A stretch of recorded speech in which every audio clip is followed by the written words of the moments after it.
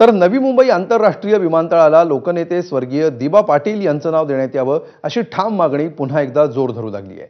भिवंडी लोकसभेचे खासदार सुरेश म्हात्रे उर्फ बाळ्या मामा यांच्याकडून त्यासाठी उद्या भिवंडीपासून नवी मुंबई विमानतळापर्यंत रॅलीचं आयोजन करण्यात आलं आहे। या रॅलीमध्ये किमान 2000पेक्षा अधिक चारचाकी वाहनं सहभागी होणार असून ठाणे, पालघर, रायगड, नवी मुंबई आणि मुंबई या ठिकाणाहून हजारोंच्या संख्येनं आगरी कोळी बांधव उपस्थित राहणार आहेत।